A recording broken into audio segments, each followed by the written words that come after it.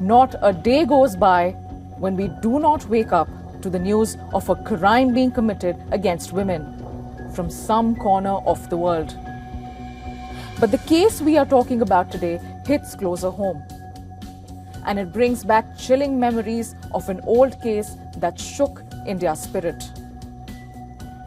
On Saturday afternoon, a blood-curdling crime unfolded in the state of Madhya Pradesh.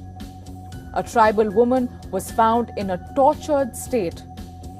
Early investigation revealed that she was raped, then brutally assaulted, and left to die in broad daylight. The victim is a mother of 2 children. She was gang raped by 2 suspects who were acquaintances. The details get more gory. When police reached the place of incident, they found serious injuries to the woman's private parts. Her intestines had reportedly been pulled out with a wooden object or a rod. There was blood everywhere. The tribal woman was barely alive by the time authorities reached the spot. But she was able to identify her criminals and disclosed their names to family members. 40-year-old Hari Palvi and 30-year-old Sunil Kodku. 2 men who are now in custody for a heinous crime. To every Indian, the details of this gang rape and assault will bring back tragic memories of the infamous Nirbhaya case. We want justice! We want justice! We want justice! We want justice! We want justice! On 16 December 2012, a gruesome gang rape took place in India's capital. On the morning of December 17th, the country woke up to horrific details. A 23-year-old woman who was accompanied by a male friend was brutally raped in a moving bus. Her intestines ripped out. 6 monsters, including the bus driver, took turns raping her. They also beat her friend and wounded him. The victim was rushed to a city hospital for treatment. But her injuries were serious and life-threatening. Days later, she was airlifted to a hospital in Singapore, but she did not survive. The country came to a halt, shaken at the brutality of the crime. But that numbness soon turned into rage. Thousands poured onto the streets demanding justice for the victim. Protests became bigger and many demanded better public safety for women. The administration then was accused of not doing enough for women's security.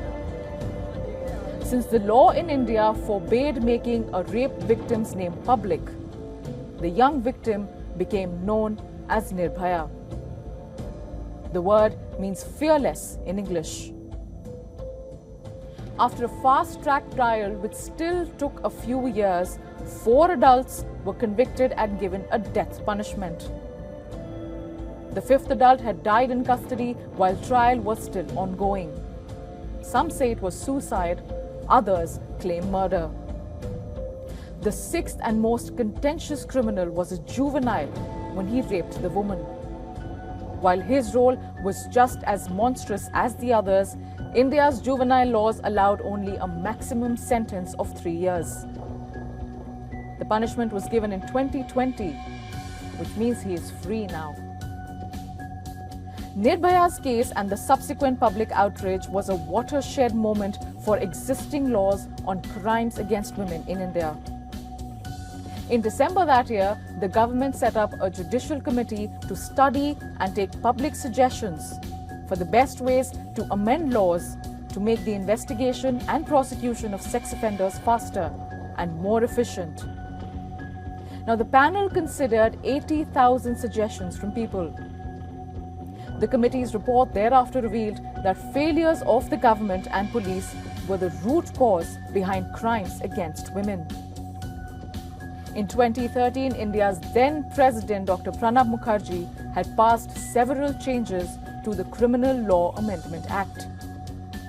As part of the reforms, 6 new fast-track courts were created to hear rape cases. But 13 years on, it appears not much has changed.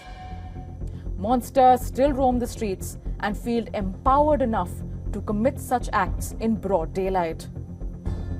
There appears to be no fear of the law. And in the Madhya Pradesh victim's case, public outrage is also absent. Is it because she was a tribal woman and not a young city girl? Or have we as a society accepted the reality of being a woman? That no matter how advanced a country, every woman is expected to be Nirbhaya or fearless. But no perpetrator, no criminal is expected to have any bhai or fear of any sort of ramification.